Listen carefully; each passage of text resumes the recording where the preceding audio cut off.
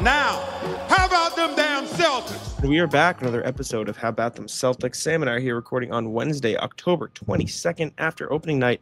A Celtics loss to the 76ers came down to the wire, 117-116 loss for Boston. Tyrese Maxey and VJ Edgecombe led the charge for Philly, and the Celtics couldn't get the job done.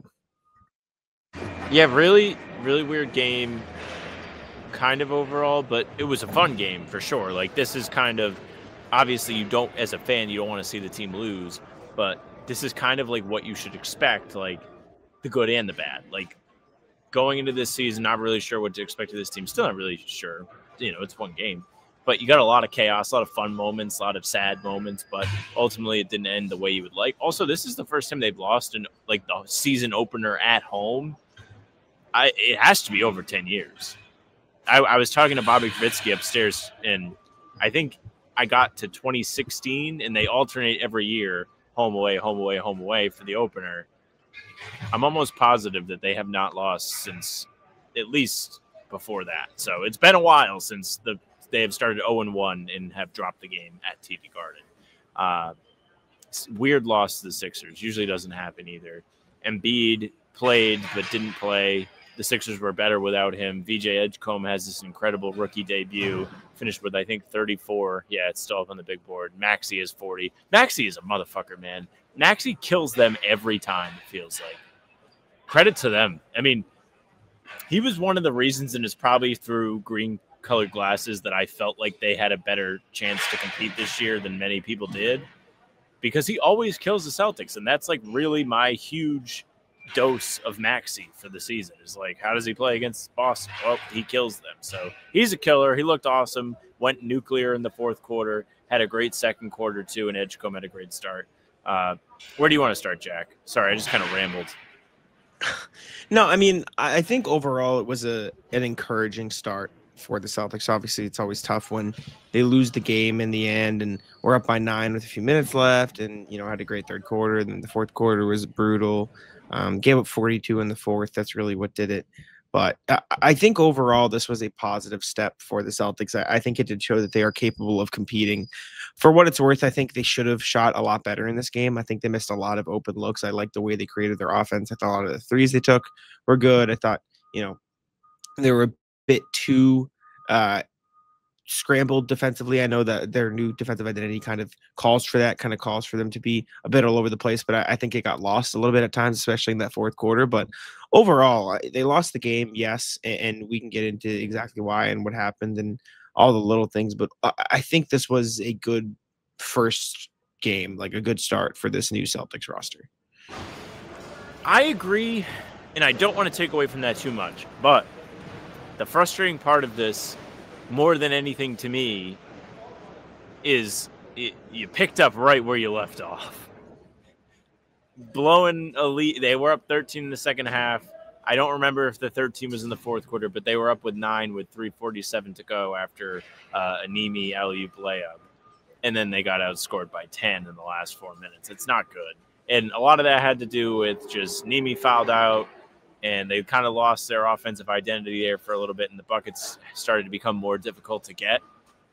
But when you essentially stumble out of the postseason last year because you blew 2 big leads at home in the first 2 games, starting the next season by blowing a lead at home is not the best way to do it. But there's, like, nuance to it. Like, it didn't feel as, you know, devastating as those losses. Obviously, the expectations were a little bit different. But it did feel like they were going to win this game, and then they weren't able to finish it off, which was pretty frustrating.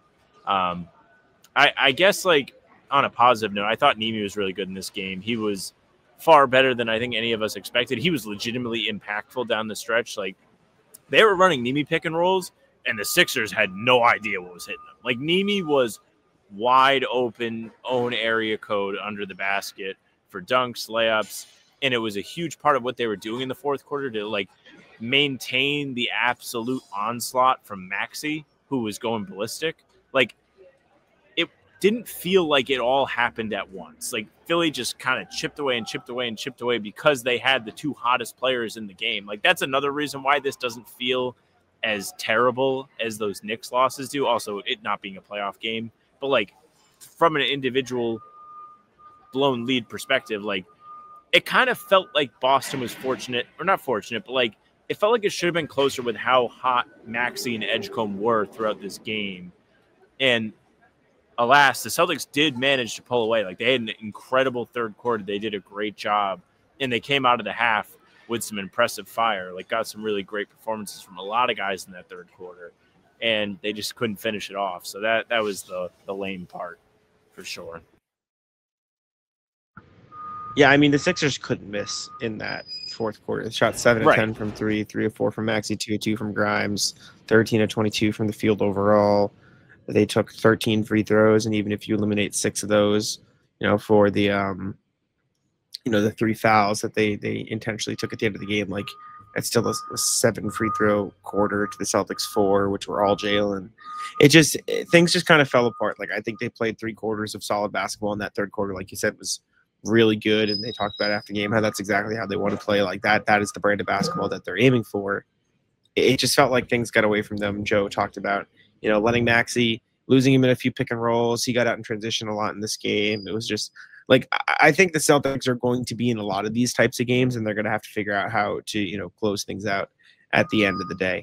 I thought Neemias was good as well. I think there are still some rebounding things that he needs to work on. I think he let a few too many slip through. He got subbed out in the first 2 minutes or 3 minutes of him being on the court because he gave up an offensive rebound, and Joe immediately called to the bench to get him subbed out, which I don't think that game plan is going to go anywhere, it seems. But I do think he had an overall very positive impact. 7 of 8 from the field, 17 points, 8 rebounds, did have 6 personal fouls. I would say it was just the Joel Embiid effect, but I don't think a lot of them were on Joel Embiid. I think it's just a fouling issue that he's going to have to overcome, because the Celtics, like if Neemias Queta was in the game, in those last few minutes, obviously anything can happen, but you need him to stay out of foul trouble so he can be on the court in those moments, and he wasn't there. So that's going to be something to notice. But overall, very positive first game for Neemias. I thought he was good. That's the funny thing, right? Like it's like a double-edged sword. It was like, yeah, this was like really cool. Like the legitimate no answer that Philly had for him in the pick and roll at the end of the game was awesome. And it was really great that they were able to lean on him. And he was setting good enough screens to mix up their defense, by the way. Not that I'm not a screen expert, really bad at it. But he was clearly doing something right if they were creating that much space off of the action. And then just to have that, like, pulled out, like the rug pulled out from underneath you because he fouls out the game. By the way, had only 4 fouls, and they picked up 2 in quick succession. One was an offensive foul. I think it was an illegal screen. And then he had bumped Maxey on a drive for number 6. And then that was it.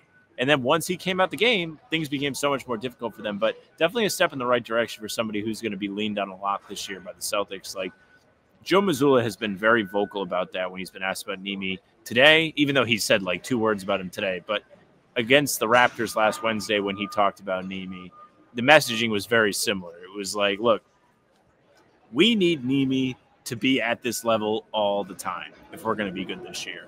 And he's capable of it. They really believe in him is the messaging we're getting from the coaching staff, which I guess is what you're going to say no matter what. But it seems like it's like we believe in him and we want him to be better, not like a good job, like we're so proud of you, we can't believe we're getting this much. Like they want more. Mazzulla wants more. He wants more consistency.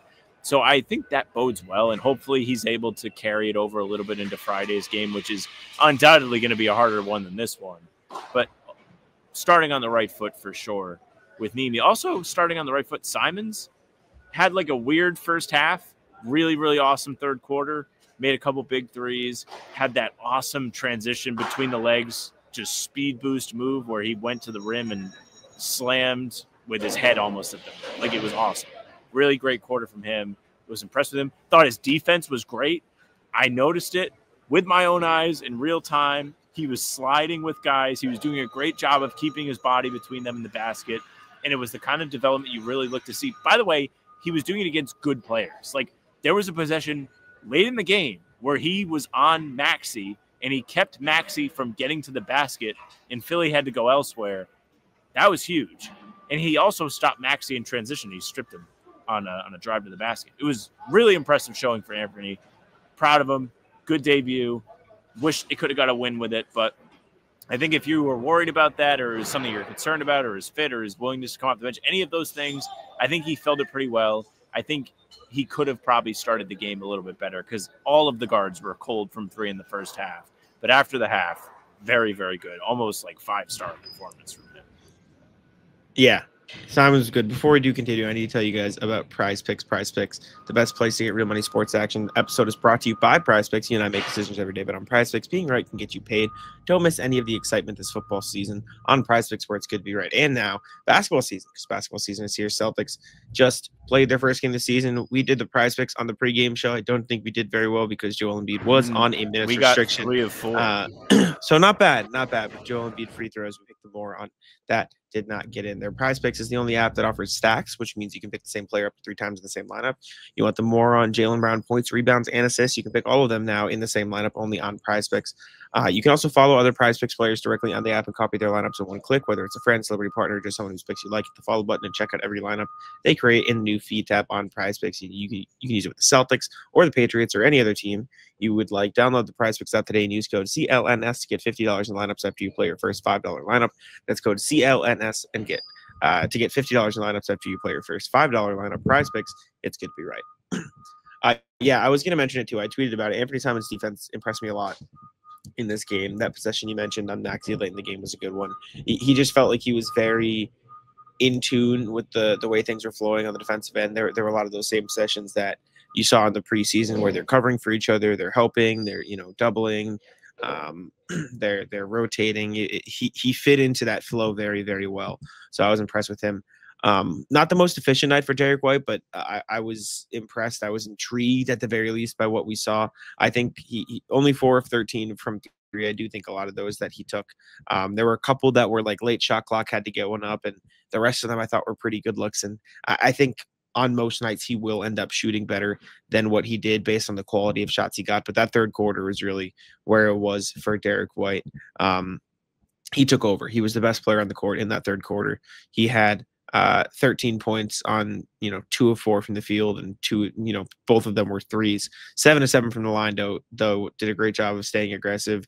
Drew a foul on a 3-point shot, got into the lane a few times to draw fouls. They really capitalized on the bonus in that third quarter too, drawing some fouls and getting to the line that weren't shooting fouls. So Derrick White took the most shots in the game tonight.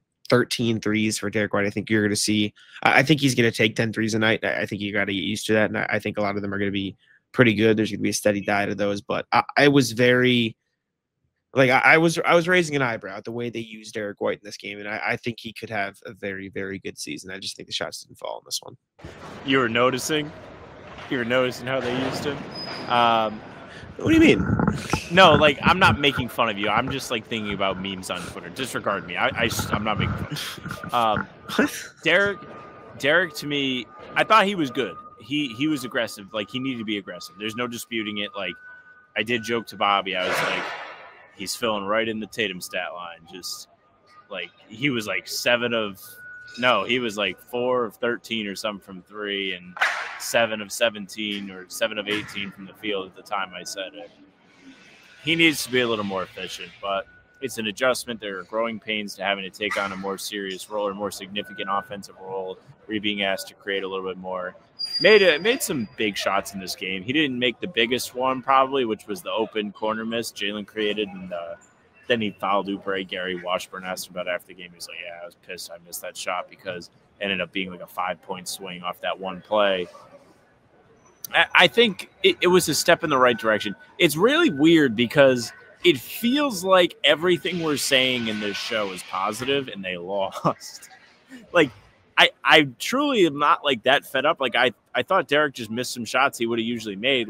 It wasn't it was oh, Jason Tatum's out. I have to take more shots now. Watch this. I'm going to do step backs. And I mean, he had 1 or 2 step backs in the mid range that he had to create, but he's not doing anything crazy. He's just taking more of the shots that he would take normally. And I think really what hurt the Celtics today is they were, 11 of 43 from 3?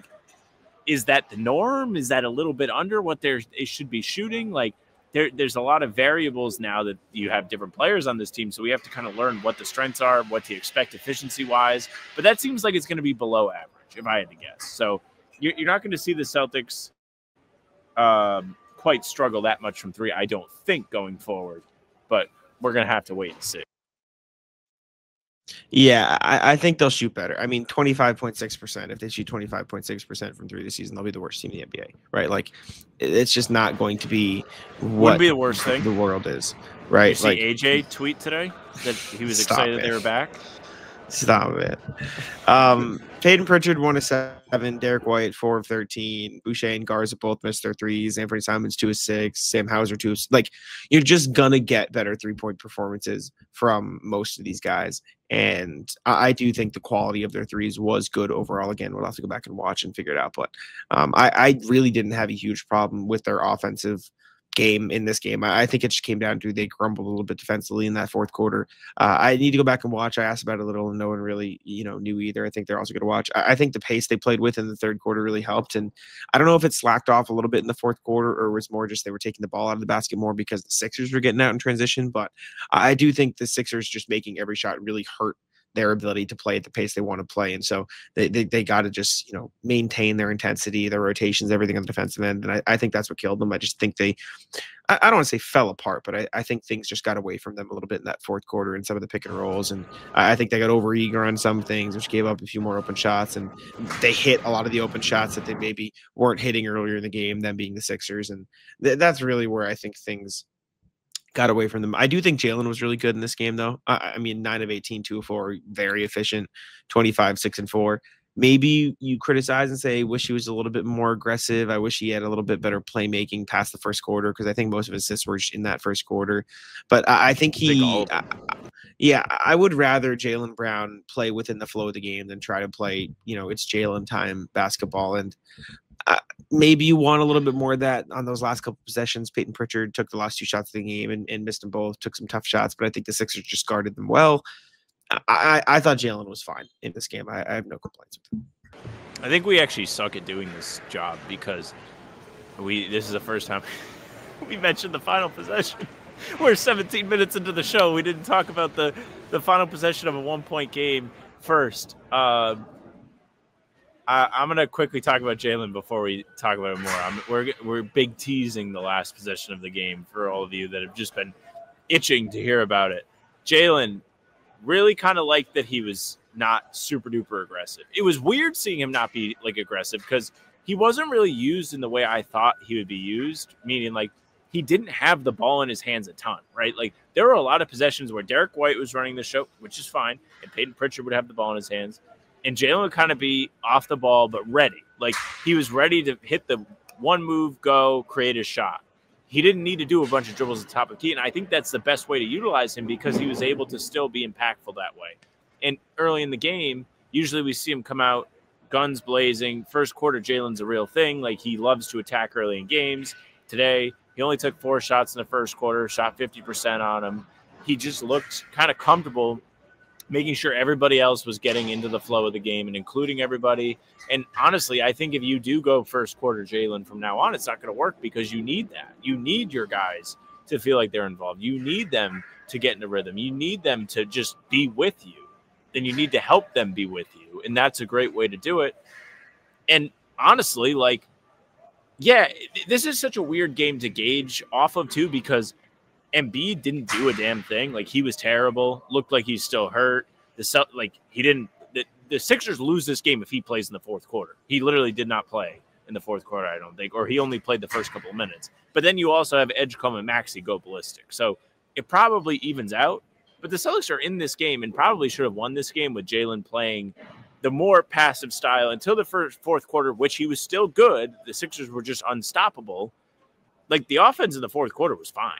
They scored 30 points still. Defense was the problem. And Jalen was able to do and switch roles throughout the game. Thought he was good.